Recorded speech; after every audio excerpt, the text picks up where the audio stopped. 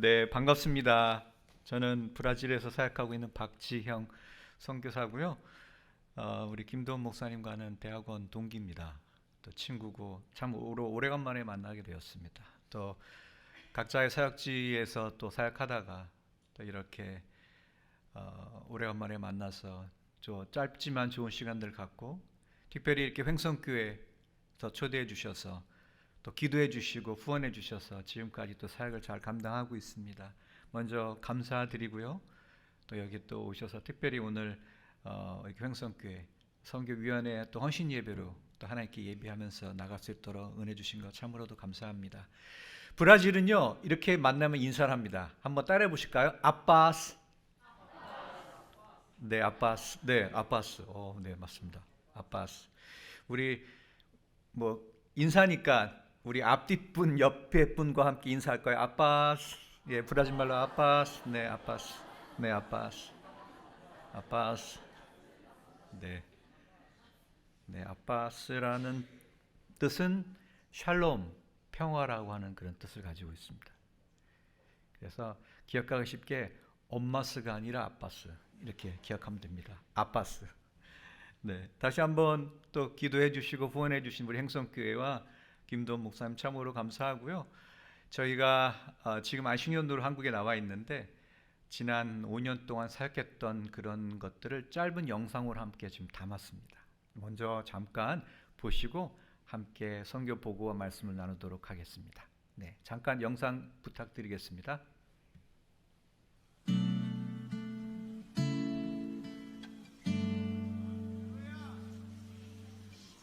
Junto ao poço estava eu, quando um homem judeu viu a sede que havia em mim. Sem me ouvir, conheceu e me ofereceu uma água que jorra sem fim. Dá-me de beber, pois tenho sede. Não quero mais buscar em outras fontes. Não precisarei aqui voltar pra minha sede saciar. Uma vez que eu já ouvi Deus falar. Por quem a minha alma esperou, a fonte da vida que me encontrou. És o dom de Deus, o Messias, o meu Salvador.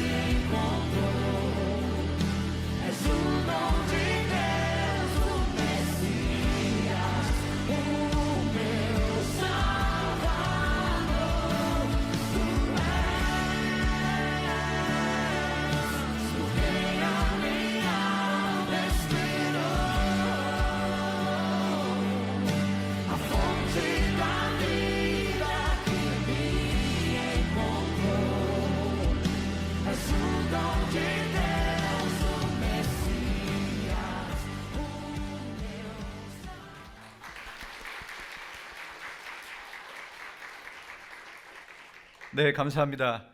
브라질은 참 먼 나라입니다. 여기서 비행기로요. 비행 시간만 24시간 걸립니다. 제가 이번에 브라질리아에서 지방회가 있어서 비행기를 2번 갈아탔는데요. 제가 지금 머물고 있는 인천 계양 선교사 안식관까지 딱 계산해 보니까 47시간 걸렸더라고요. 이틀이 넘게 걸렸습니다. 인구는요, 브라질이 2억 2천만 명입니다. 굉장히 많습니다. 면적은 남한의 85배. 여러분 상상이 되세요? 완전히 큰 나라죠. 한국처럼 브라질 개신교회 놀라운 부흥을 허락해 주셨습니다. 그래서 지금 교회가 놀랍게 부흥하고 있고 또 하나님께서 또 선교에 많은 그런 또 기름을 부어 주셔서 놀라운 역사가 일어나고 있습니다. 그러나 안타깝게도 브라질 목회자의 10% 미만이 신학교육을 받았습니다. 그러니까 무슨 말이냐면 목사님 중에 10명 중에 1명만이 신학교육을 받았다는 얘기입니다. 저는 오늘 잠깐 지금 제가 보여준 영상에도 보였던 것처럼 저는 교회 사역을 하고 또한 신학교 사역을 주로 하고 있습니다. 신학교에서 학생들을 가르치고 있는데요. 특별히 브라질은 이게 신학생들이 헌신해서 공부하는 경우가 많지 않습니다. 제가 말씀드린 것처럼 목사님 중에 10명 중에 1명만이 신학교육을 받았고 나머지는 그냥 교회에서 조금 신앙이 좋다 그러면은 그냥 안수하고 목사를 줘요. 그리고 그렇게 교회를 사역을 하게 됩니다. 그러다 보니까 아무래도 좀 교육적인 부분이 좀 부족하죠. 그래서 제가 그곳에서 신학교 사역을 하고 목회자 훈련과 현지 목회를 하고 있습니다. 10년 동안에 또 특별히 지난 5년 동안에 한국말 중에 좋은 책들을 한 3권 정도를 포로 번역을 하여서 지금은 신학교에서 또한 교회에서 또 그 책을 가지고 가르치는 사역들을 하고 있습니다. 처음에 브라질 갔는데요. 브라질에 있는 그 대학들이 대부분 다 야간에서 공부를 하는 거예요. 그러니까 한국은 보면은 대부분 다 학교가 주간에 있잖아요. 그리고 밤에 이제 뭐 일을 하는 경우가 있는데 브라질은 반대입니다. 대부분의 학생들이 낮에는 일을 하고 밤에 공부를 해요. 그게 이제 일반적인 브라질의 대학교 문화입니다. 그러다 보니까 신학교도 마찬가지인 경우가 굉장히 많아요. 야간 신학교 아니면 주말에만 그 신학교로 사역을 합니다. 그러다 보니까 예수님의 제자를 제대로 훈련시키고 또 가르치고 교육하는 부분들이 많이 부족해요. 그래서 저희 신학교에서는 학생들이 많지 않지만 그 신학생들을 월요일부터 금요일까지 기숙사 생활을 하면서 함께 또 자고 또 먹고 그리고 기도하면서 한 주간을 보내고 또한 주말에는 교회 가서 사역을 하도록 하게 합니다. 그렇게 해서 4년 동안 학생들을 가르쳐서 그 학생들이 훈련돼서 내보낸 일들을 지금까지 감당하고 있습니다. 보셨던 것처럼 숫자는 많지 않지만 한 명이 너무나 귀한 학생이고요. 특별히 저희 신학교의 1회 졸업생 그 루시우다 목사님이라는 분이 있는데 그분은 그 학력이 초등학교 4학년까지밖에 못 나왔어요. 그래서 오히려 브라질 저 외국인 선교사인 저보다도 이 포를 읽는 것도 훨씬 더 약해요. 근데 그렇지만 이분에게 어떤 은사가 있냐면 영혼을 사랑하고 영혼을 위해서 기도하는 그런 은사가 있습니다. 그래서 신학교를 들어오기 전에도 굉장히 많은 사람들을 주님께로 인도하는 그런 분이었어요. 그런데 그분이 또 이렇게 저희 신학교에 들어와서 1회 졸업생이 되었어요. 그리고 그분이 지금은 제가 있는 곳에서 한 30분 정도 떨어진 곳에서 교회를 개척해서 그곳에서 아주 놀라운 사역들을 감당하고 있습니다. 여러분들이 기도해 주셔서 이렇게 브라질 땅 가운데서도 또 브라질 선결교회가 커나가며 그 땅에서 또한 많은 사람들을 섬기고 또 예수님의 제자로 사역들을 또 감당하고 있습니다. 그런데 제가 브라질에 가서 벌써 10년이 되었습니다. 지금까지 제가 모지라는 곳에서 신학교 사역과 현지 사역을 했는데요. 이제는 브라질리아, 그 브라질의 수도가 브라질리아인데요. 그곳으로 가서 브라질에서 사역을 하게 됩니다. 그 땅에서 새롭게 개척을 하고 다시 브라질 사람들을 현지로 훈련시켜서 또 선교사로 파송하려고 하는 그런 마음들을 가지고 있습니다. 그리고 다음 세대를 키우는 사역들을 감당하려고 합니다. 기도 많이 해주시면 감사하겠습니다. 선교는요, 선교사 혼자 할 수 있는 것이 아닙니다. 선교는요, 교회가 하는 것입니다. 오늘 말씀처럼 선교는요, 성령이 임하여 권능을 받아야 가능합니다. 내가 힘이 있어서 내가 선교하면 그거는 내 선교가 됩니다. 내가 돈이 있어서 선교하게 되면 그것 또한 내 돈으로 하는 내 선교가 됩니다. 그러나 선교는요, 성령의 능력으로만 가능합니다. 그래서 오늘 본문 말씀에 뭐라고 되냐면 오직 성령이 너희에게 임하시면 너희가 권능을 받고 예루살렘과 온 유대와 사마리아와 땅끝까지 이르러 내 증인이 되리라고 말씀하시고 계십니다. 선교는 성령의 능력으로만 가능합니다. 사실 국내에서도 전도 쉽지 않잖아요. 그렇죠? 왜 그럴까요? 한 사람의 영혼, 생명을 다루기 때문입니다. 한 사람의 생명을 살리기 위해서는 사실 우리가 생명을 걸어야 하기 때문입니다. 그래서 영혼을 살리는 전도나 또는 외국에서 영혼을 살리는 선교나 내 능력으로 할 수 있는 것이 아닙니다. 선교는 오직 성령의 능력으로 합니다. 한번 따라해 볼까요? 선교는 오직 성령의 능력으로. 아멘. 그렇습니다. 오늘 본문 말씀에요, 원문에서 우리가 해석하지 않은 단어 하나가 있습니다. 오늘 아침에도 목사님이 이 말씀을 함께 나눴잖아요. 특별히 오늘이 해외 선교 주일이기 때문에 함께 이 말씀을 나눴는데요. 여기에 원문에 헬라어의 테라고 하는 단어가 빠져 있습니다. 그 단어를, 아니 빠져 있다기보다 그 단어를 제대로 번역되지 않은 경우가 있어요. 한국말에는 특히 그거를 잘 살리지 못했어요. 그런데 영어 성경 킹 제임스라든지 아니면 NASB라고 하는 영어 성경에는 요거를 그대로 잘 번역을 했어요. 이게 무슨 뜻이냐면 영어로 하면은 영어의 both, 둘 다, 아니면 동시에라는 뜻을 가지고 있습니다. 그래서 이게 어디에 들어가냐면 예루살렘과 동시에 유다와 이렇게 되어 있어요. 근데 그게 이제 한국말에는 빠져 있다 보니까 우리가 이것을 어떻게 이해하게 되냐면 오늘 아침에도 목사님이 말씀하신 것처럼 예루살렘과 온 유대와 사마리아와 땅끝까지 이르러 이렇게 확장의 개념으로 보게 되는 경우를 우리가 볼 수 있습니다. 물론 그것도 틀린 의미는 아니지만 주님께서 원하셨다고 하는 그런 것은 뭐냐면 예루살렘과 동시에 유다와 동시에 사마리아와 동시에 땅끝까지 이르러 내 증인이 되리라. 여러분, 예수님의 의도를 좀 이해하시겠어요? 조금 다르죠, 우리가 생각하는 것처럼. 왜냐하면 우리가 확장의 개념으로 이해하게 된다면 이런 거예요.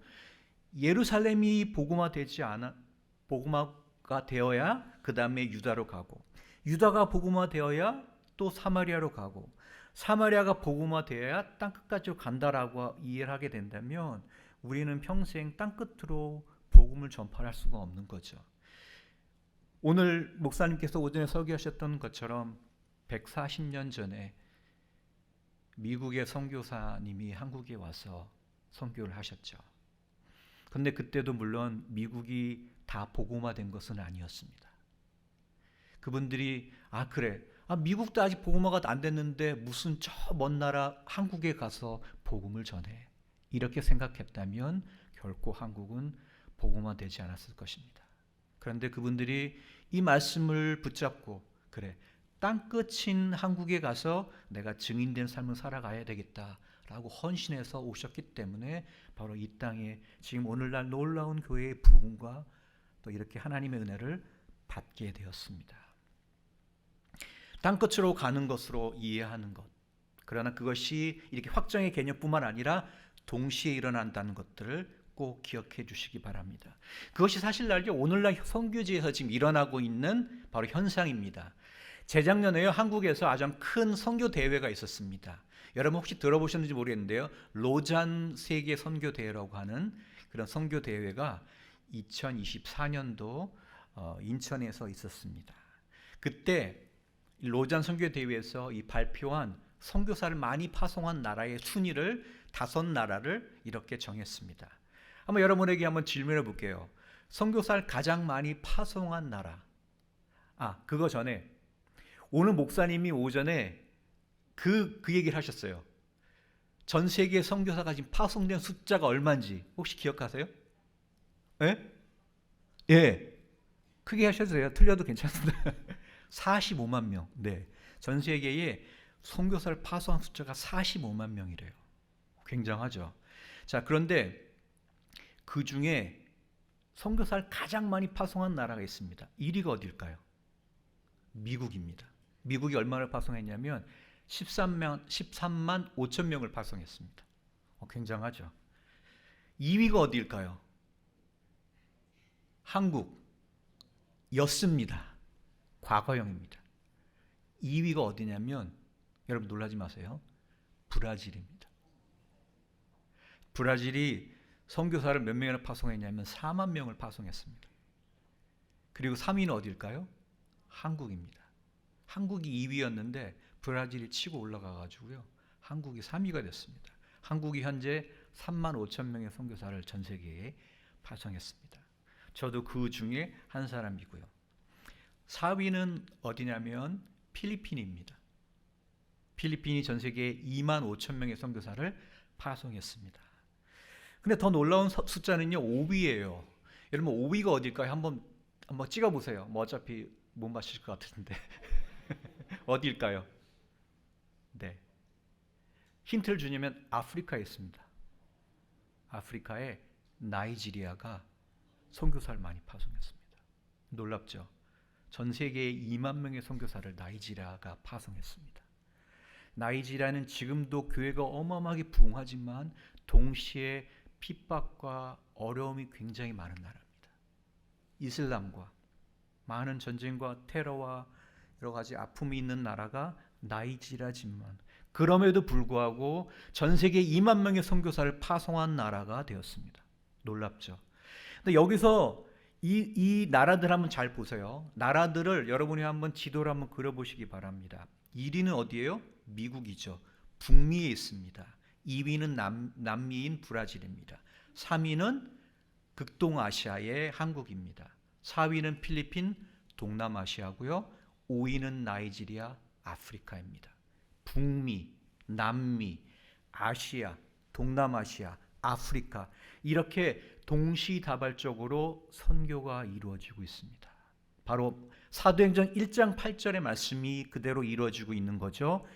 예루살렘과 동시에 온 유다와 동시에 사마리아와 동시에 땅끝까지 증인된 삶이라고 한 예수님이 2000년 전에 말씀하셨던 그 말씀이 지금 오늘날 현재 선교지에서 이루어지고 있습니다. 동시다발적으로 선교가 이루어지고 있습니다. 그런데 이 나라를 보시면요, 미국과 한국을 제외한 나머지 나라들은 부자 나라가 아닙니다. 브라질이 못 사는 나라는 아니지만 그러나 브라질에 선교 파송하면 선교사 후원금을 많이 주지를 못합니다. 그리고 여러분 잘 아시는 나이지리아나 필리핀도 부유한 나라가 아니라서 그들이 선교사를 파송하면요, 선교사들에게 후원을 잘 많이 못합니다. 그래서 한국처럼 한국 선교사를 파송하고 그리고 건물을 지어지는 프로젝트 사역들을 할 수가 없습니다. 그러다 보니까 그들이 나가서 할 수 있는 일은 뭐가 있을까요? 바로 예수님께서 명하신 제자 삼는 기본적인 사역들을 충실하게 됩니다. 오히려 그래서 브라질 선교사님들 그리고 나이지리아, 필리핀 선교사님들이 오히려 선교지에 나가서 그냥 그 교회에서 그리고 현지의 안에 들어가서 그들처럼 생활하는 선교사로 살아가게 됩니다. 그리고 그 땅에서 비록 돈이 풍성해서 교회를 건축을 하는데 잘하지 못하지만 그러나 예수님께서 명령하신 사람을 세우고 제자 삼는 일들을 감당하고 있습니다. 사실 이것이 가장 중요한 거죠. 그것이 주님께서 우리를 부르신 또한 저를 또 선교사로 부르신 바로 목적입니다. 제자 삼는 일들이죠. 이를 위해서 바로 저뿐만 아니라 여러분도 부르셨습니다. 그래서 이 땅 가운데 여러분도 동시에 예수님의 제자로 살아갈 수 있는 것입니다. 사랑하는 성도 여러분, 특별히 우리 횡성교회 성도님 여러분, 오전에도 그 얘기를 했어요. 그 오전에 말씀을 주셔가지고 이게 이제 같이 연결이 되는데, 자 그러면 땅끝이 어디일까요? 네, 이건 좀 다르긴 한데요. 땅끝이 어디일까요? 네. 점심을 잘 드셔가지고 그냥 말씀 안 하시기로 작정을 하셨죠. 점심 너무 맛있더라고요. 네, 그래서 감사합니다. 그 찬양도 좋고요. 땅끝이 어디일까요? 오늘 오전에 목사님 말씀에 의하면 땅끝은 그냥 해외죠. 해외라고 돼 있어요. 해외라고 하면 너무 크니까 이렇게 생각하시면 됩니다. 한번 제가 드릴게요. 땅끝이 어디일까요? 브라질일까요? 네, 지리적으로 보면 진짜 브라질이 땅끝입니다. 한국에서 가장 먼 나라. 한국에서 이렇게 한국의 여기는 지하를 뚫고 쭉 내려가면 나오는 나라가 브라질입니다. 한국에서 어디로 가나 반대로 가나 어디로 가나 24시간 비행기를 타고 가야 되는 나라가 브라질입니다. 그렇게 지리적으로 보면 가장 먼 나라가 브라질이 맞습니다. 그러나 여러분 그 노래 아세요? 앞으로 앞으로 앞으로. 예. 지구는 둥그니까 자꾸 걸어 나가면 온 세상 어린이들 다 만나고 오겠네. 아마 이런 노래를 아시는 그런 세대가 있으시죠? 지구가 둥글기 때문에 자꾸 걸어가면 다시 제자리로 돌아오게 되겠죠. 그래서 제가 얘기하고 싶은 땅끝은 바로 제 뒤통수입니다. 네, 이게 무슨 말일까요? 내가 앞만 보고 쭉 가는데 바로 놓쳐버린 뒷사람. 네, 내가 항상 앞을 보고 가고 있기 때문에 내 주변에 있지만 사람들의 관심을 못 받고 외면받고 있는 어둠 가운데 있는 사람들, 바로 그 사람이 땅끝이 아닐까 저는 생각해 봅니다. 그런 사람들이 누구일까요? 예, 제가 말씀드린 것처럼 이젠 땅끝이라는 개념이 지역적 개념뿐만 아니라 그것을 뛰어넘어서 바로 땅끝에, 바로 내 뒤에, 바로 내 가족 가운데 믿지 않는 여러분의 부모님, 형제, 자매들일 수도 있습니다. 그리고 또한 우리 안방에 들어와 있는 외국인 형제 자매들일 수 있습니다. 그렇죠. 한국에요, 공식적으로 작년 기준으로 외국인의 숫자가 270만 명이라고 합니다. 그런데 무비자, 불법 체류까지 합하면 그 숫자가 거의 400만 명이라고 합니다. 예, 한국에요, 외국인의 숫자가 400만 명입니다. 우리나라 인구가 5천만인데 그 중에 400만이라고 하면 거의 10% 가까이 되는 아주 큰 숫자입니다. 제가 작년에 선교사 재교육을 받기 위해서 속초를 갔다 왔습니다. 속초 식당에서 있는데 서빙하는 사람이 한국 사람이 아니었어요. 그래서 제가 물어봤어요. 어느 나라 사람이세요? 한국말로 물어봤습니다. 그랬더니 그분이 방글라데시에서 왔대요. 그런데 거기서 속초 식당에서 서빙을 하고 있는 거예요. 그리고 한국말로 물어보고 한국말로 이렇게 답을 해줍니다. 놀랐습니다. 와. 근데 방글라데시는 여전히 선교하는 나라죠. 우리가 지금 선교사를 파송해서 그 땅 가운데 사역을 합니다. 방글라데시 사람뿐만 아닙니다. 스탄이라고 부르는 카자흐스탄, 우즈베키스탄, 키르기스탄 이런 나라 사람들이 한국에 들어와서 우리나라 안방에서 일을 하고 있습니다. 지금도 여전히 그 땅 가운데 선교사를 보내는데 그 사람들이 한국에 들어와서 일을 하고 있어요. 좋은 기회죠. 우리가 그들을 섬기는 것들은 좋은 기회입니다. 우리가 나가지 못하지만 들어와 있는 사람들에게 복음으로 그들에게 친절하게 이렇게 웃음을 지으며 예수님 믿으라고 하고 하는 것은 아주 중요한 선교입니다. 그것은 오히려 여러분이 특별히 지역교회가 할 수 있는 아주 중요한 선교라는 것입니다. 사실 제가 한국에 살지 않고 외국에 살다 보니까 한국 이야기들에 늘 관심이 많잖아요. 그리고 외국에 살다 보니까 특별히 남미 브라질에서는 이 K-팝 아시죠? K-컬처, K-드라마, 한국어 이런 거에 대한 관심이 너무나 많습니다. 그래서 어느 때와 다르게 이 한국인으로 살아간다는 것에 대한 자부심을 많이 느껴요. 제가 한 번은 브라질에서 벨로리존체라고 하고 있는 조그만 도시는 아니죠. 이걸 가게 됐는데 이제 거기서 우연히 브라질 이제 엄마와 딸을 만나게 됐어요. 이제 엄마와 딸은 한 중학생 정도 돼 보이는데 이렇게 제가 이제 동양 사람이니까 저한테 와서 이제 인사를 하는 거예요. 그리고 어디서 왔냐고 이렇게 묻더라고요. 그래서 나 한국에서 왔다. 그랬더니 그 딸이 이제 갑자기 막 우는 거예요. 예. 그래서 굉장히 당황스럽잖아요. 그렇죠. 갑자기 뭐 중학생도 한 10대 초반으로 돼 보이는 학생이 이렇게 우니까 그랬더니 왜 우냐 물어봤더니 자기가 K-팝, K-드라마를 너무 좋아한다는 거예요. 근데 한국 사람을 처음 봤대요. 예. 그래서 제가 한국 사람을 처음 보니까 너무나 감격스럽고, 근데 그 얘기를 듣는 순간 제가 무슨 K-팝 스타가 된 것처럼 예, 그냥 단지 한국 사람이란 이유만으로도 그렇게 이렇게 뭔가 환영받고 대접받는 그런 상황이 됐던 거예요. 근데 사실 이게 K-팝이나 K-컬처뿐만 아니라 K-처치, 한국 교회가 지금은 전 세계에 아주 중요한 역할들을 감당하고 있습니다. 이 한국의 영향력들이 굉장하고요. 특별히 한국 교회의 영향력들이 굉장합니다.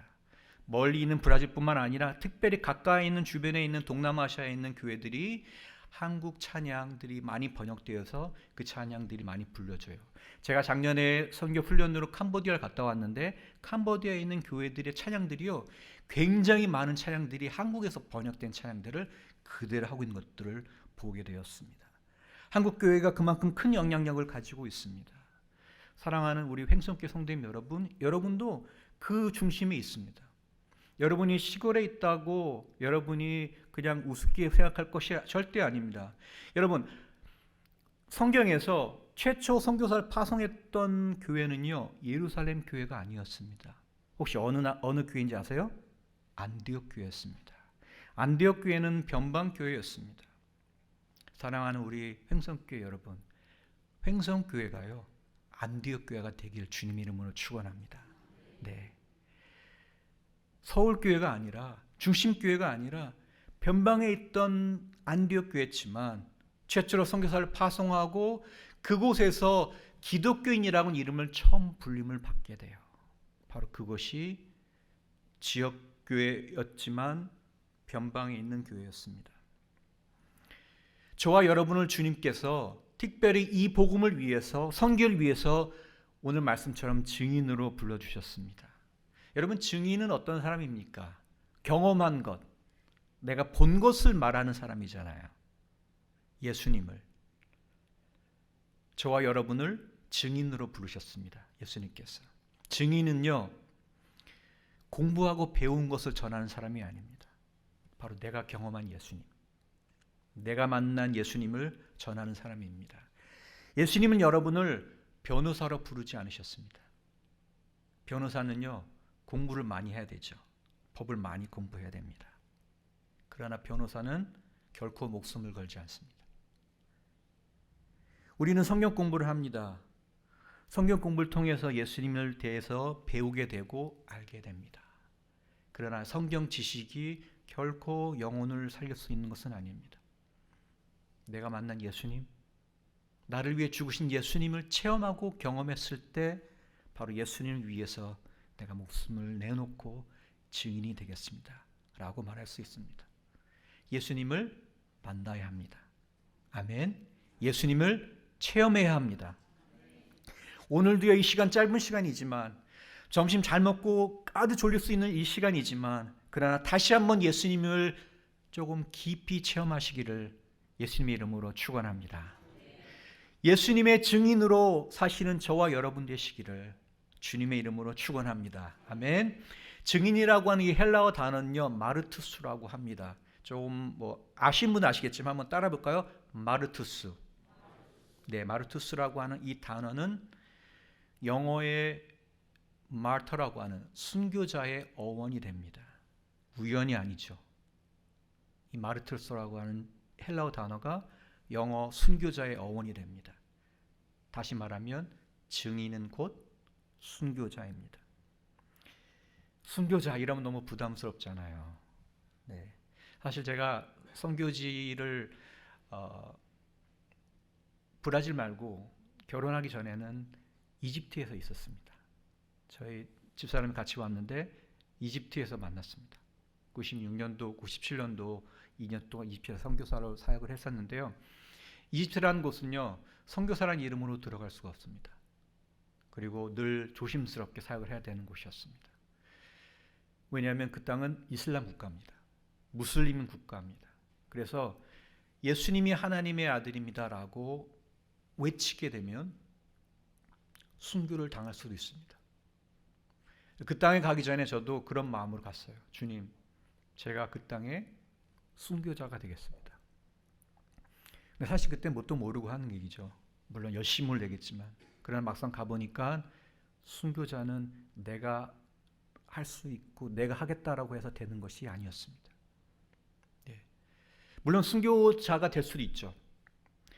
많은 사람들이 모여있는 다흐리르 광장이라고 카이로에 가시면 제일 큰 광장이 있는데 거기서 가가지고 예수님은 하나님의 아들입니다 라고 외치면 순교당할 수 있습니다. 죽을 수 있습니다. 그렇게 한 번에 순교당할 수 있지만, 그러나 정말 어려운 것은요, 내가 매일매일 내 삶 가운데 나를 부인하고 나를 죽이는 삶입니다. 그것이 사실 가장 어려운 삶입니다. 예수님께서 이렇게 말씀하셨죠. 누구든지 나를 따라오려거든 어떻게 한다고요? 자기를 부인하고 날마다 자기 십자가를 지고 나를 따를 것이라고 말씀하고 계십니다. 예수님께서는요, 바로 저와 여러분을 위해서 죽음에서 구원하시기 위해서 십자가에서 죽으시고 부활하셨습니다. 또한 저와 여러분의 치유를 위해서 예수님께서는 십자가의 모진 고통을 받으셨습니다. 예수님은 이러한 고통을 당할 필요가 없으셨습니다. 예수님은 죽을 필요가 없으셨습니다. 그러나 우리를 살리기 위해서 그분이 친히 고통을 받으시고 죽으셨습니다. 우리의 고통과 질병에서 치유하시기 위해서 친히 죽으셨습니다. 또한 예수님은 가난할 필요가 없으셨습니다. 그러나 우리의 부유함을 위해서 친히 가난해지셨습니다. 그리고 영원한 구원과 영생을 위해서 십자가의 고통을 참으시고 죽으시고 부활하셨습니다. 오늘 아침에 목사님께서 말씀하신 바로 그 복음입니다. 우리가 매일 증인으로 산다는 것은 내가 매일 나를 부인하고 십자가를 진다라고 하는 그런 사실입니다. 그런데 어떻게 우리가 증인으로 살 수 있을까요? 저는 그 답이 횡성교회에 있다고 생각됩니다. 제가 이 말씀을 준비하면서 기도하면서 횡성교회를 생각하니까 제가 횡성을 처음 와봤거든요. 한국에서 횡성하면 가장 먼저 떠오르는 단어가 뭐죠? 한우, 소잖아요. 소. 예, 횡성 한우. 딴 건 몰라도 횡성하면 한우로 떠오릅니다. 성경에서 소는 어떤 상징일까요? 소는 충성의 상징입니다. 소는 제일 힘센 사자가 아닙니다. 그러나 소는 꾸준하게 사는 충성된 자의 상징입니다. 우리가 어떻게 충성된 자로 살아갈 수 있을까요? 소처럼 자신에게 주어진 일을, 자신에게 주어진 멍에를 메고 꾸준하게 묵묵하게 매일매일 걷는 사람, 바로 이 사람이 바로 증인된 삶을 살아가는 사람입니다. 매일매일 나를 죽이고 주님과 함께 멍에를 메고 묵묵히 주어진 일을 감당하는 소와 같이 충성된 우리 횡성교회 성도님 되시기를 주님의 이름으로 축원합니다. 저는 처음에 말씀드렸던 것처럼 이제 안식년을 마치고 돌아가게 되면 또 다른 곳으로 옮겨가게 됩니다. 브라질 리아, 제가 살고 있는 모지라는 곳에서 1000km 북쪽으로 올라가는 것입니다. 1000km라고 해봐야 그냥 얼마 안 되죠. 여기서 한국에서는 뭐예요? 그냥 부산이랑 한번 왔다 갔다 하는 거리잖아요. 얼마 안 되는 거리를 그냥 올라갑니다. 그곳에서 사역을 하게 됩니다. 근데 제가 오늘 와가지고 횡성교회 2대 담임 목사님을 사진으로 봤어요. 물론 여러분 잘 기억을 못 하시겠죠. 이석호 목사님이라고 하는 분입니다. 혹시 여기서 기억하시는 분이 있으십니까? 1957년도부터 63년까지 목회하셨던 분이신데 이분이 브라질에 오셔서 이미 목회를 하셨습니다. 그리고 한인교회를 두 군데를 사역을 하셨는데 한 곳이 바로 지금 제가 가려고 하는 브라질리아 교회입니다. 그분이 이소코 목사님이, 물론 제가 지금 가서 사역하려고 하는 것은 한인교회 사역이 아니라 그곳에 가서 이제 현지 사역을 개척을 하고, 특별히 브라질리아가 수도교회이기 때문에 주변에 대사관이 있고 또한 대통령궁이 있고 중요한 수도죠. 그래서 저는 그 땅 가운데 브라질 현지 사역, 그리고 선교 훈련과 또 하나님께서 영어 예배에 대한 마음을 주셔서 영어를 훈련하고 사역하면서 청년 사역을 하려고 합니다. 물론 저는 오늘 말씀처럼 저는 능력이 없습니다. 성령의 능력으로 감당할 수가 있겠죠. 그래서 여러분에게 기도와 또 독역을 부탁드립니다. 기도 많이 해주시기 바랍니다. 기도의 힘이 아니고는요 감당할 수가 없습니다. 특별히 우리 행성교회 성도님 여러분, 저의 기도의 팀이 되어 주시기 바랍니다. 아멘. 네, 그래서 제가 계속해서 기도를 또 이렇게 기도 제목을 드리도록 하겠습니다. 그래서 저도 여러분을 위해서 기도하도록 하겠습니다.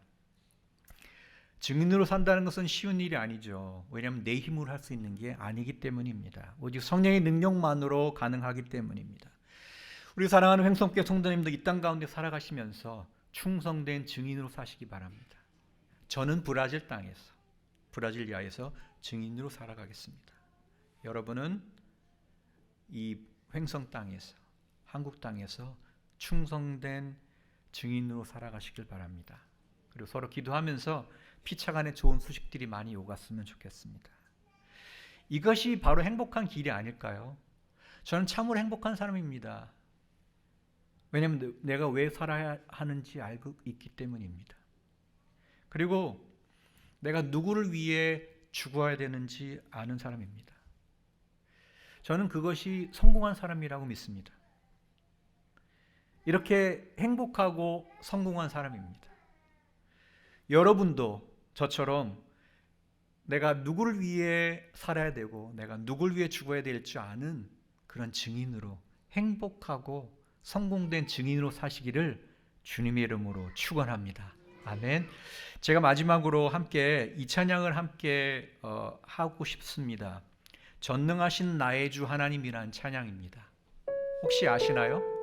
네, 이 찬양이 브라질 찬양이란 걸 아마 모르셨을 겁니다. 이 찬양은 브라질 찬양이고 브라질 교회에서 많이 불려지는 찬양인데, 이 찬양을 한국말로 번역해서 지금 한국에서 많은 교회가 불러주고 있는데요, 이 가사가 참으로 좋습니다. 전능하신 우리 주 하나님, 이제 한국말은 이제 약간 다르게 하는데요, 능치 못하실 일 전혀 없네. 우리의 모든 간구와 생각과 우리의 모든 꿈과 소망보다 크신 하나님, 그 하나님이 우리의 모든 괴로움을 바꿀 수 있고 불가능을 행하시고 죽은 자를 일으키시는 그분입니다. 중요한 것은 주님의 말씀을 의지하여서 깊은 곳에 금을 던지라고 말하고 하시죠. 그때 놀라운 일들을 이루실 거라고 말씀하고 있습니다. 우리 다시 한번 이 찬양을 의미를 생각하시면서, 이게 브라질 찬양이구나, 한번 우리 브라질의 그 영성과 그 정서를 가지고 한번 찬양하도록 하겠습니다.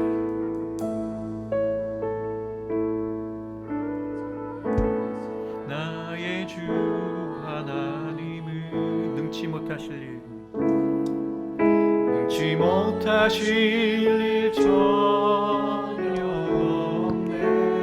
우리의 모든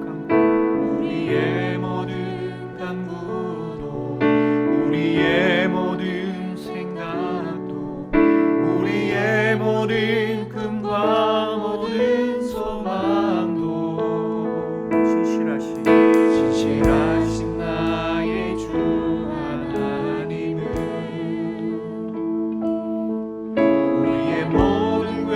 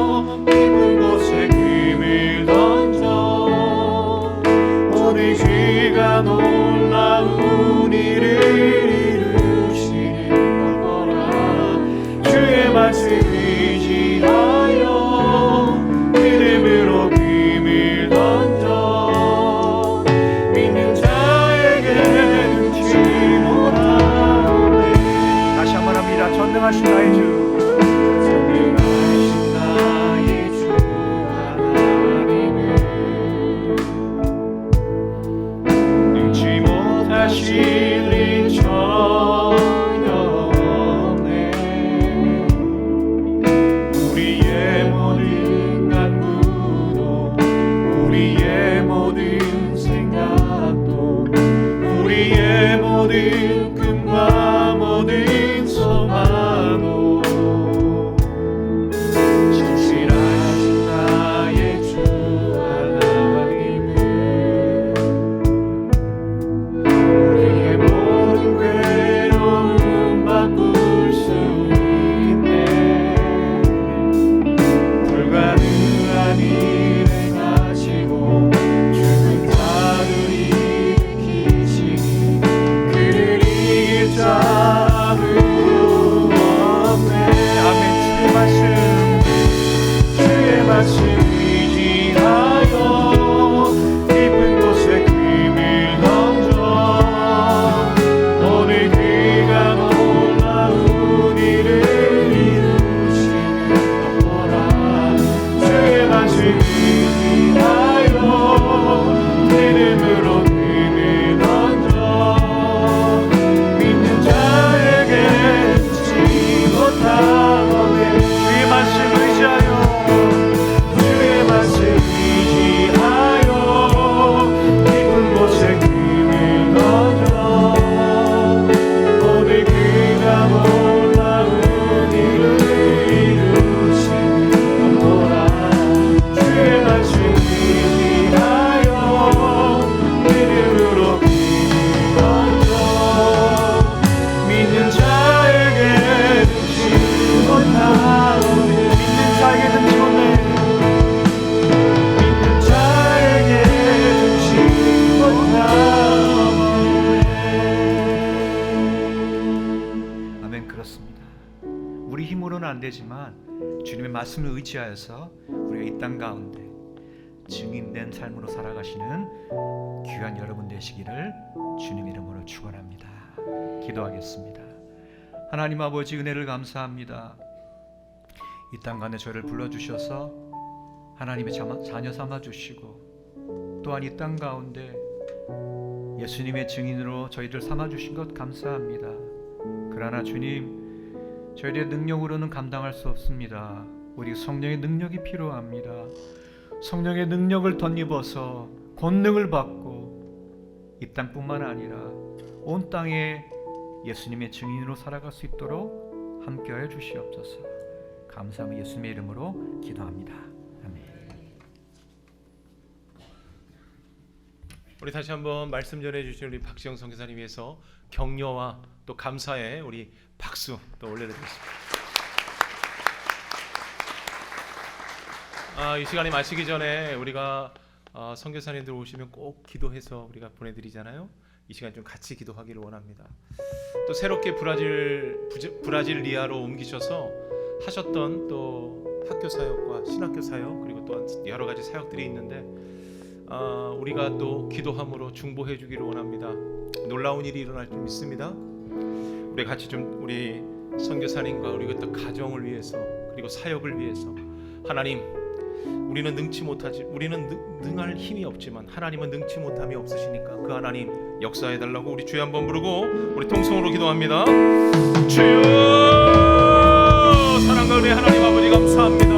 오늘 하나님 아버지 우리가 브라질 선교사님 박지영 선교사님을 모시고 하나님 아버지 다시 한번 우리의 정체성 아버지와 선교하는 교회 하나님의 말씀대로 충성된 정직이로서 아버지와 이 감당할 수 있는 아버지와 이 마음을 주시고 감사합니다. 하나님 아버지 우리가 이 일을 위하여 하나님 아버지 주저하지 않게 하여 주옵소서. 하나님 아버지 더 열심으로 하나님의 마음을 시원케 하는 하나님의 자녀들이 이룰 수 있도록 하나님 도와주옵소서. 특별히 하나님 아버지 우리 박진 선교사님 아버지 브라질에 사는 모든 선교 사역 가운데 하나님 아버지 역사하여 주옵소서.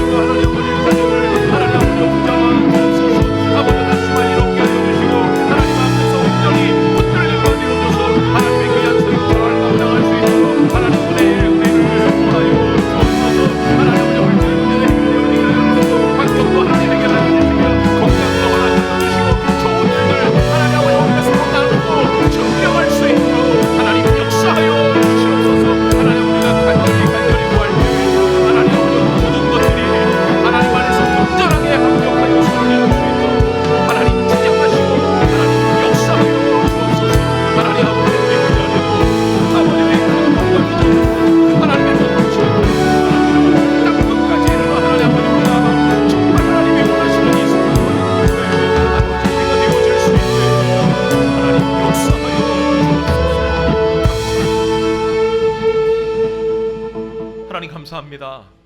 해외 선교주일이며 우리 선교위원회 헌신 예배로 우리 브라질에서 우리 또 사명 감당하신 우리 박정 선교사님 모시고 우리가 말씀을 나눴습니다. 하나님 그렇습니다. 우리에게 주신 이 비전 하나님 우리가 잘 감당할 수 있게 하여 주시고 우리도 하나님 아버지 동역하여 하나님의 마음을 시원케 할 뿐만 아니라 하나님 안에 기쁨 되어지는 우리 교회 되게 하여 주옵소서.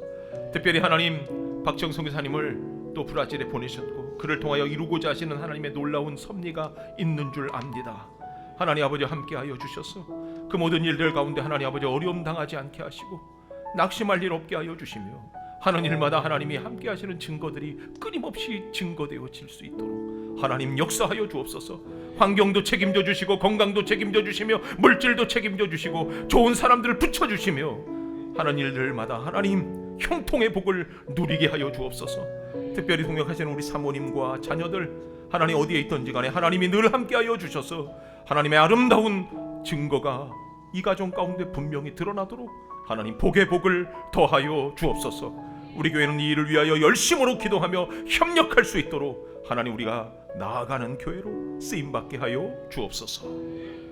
이제는 우리 주 예수 그리스도의 은혜와 하나님의 극진하신 사랑과 성령님의 감화 감동 일하심이 이제 우리가 선교의 비전을 품고 나아가기를 원하는 우리 교회 모든 성도님들과 그리고 하나님의 부름받아 또 브라질에서 브라질리아로 하나님 아버지 사역을 확장해 나가는 우리 박지영 선교사님과 그의 가정 위에 그의 모든 사역 위에 이제로부터 영원토록 함께 하시기를 간절히 축원하옵나이다.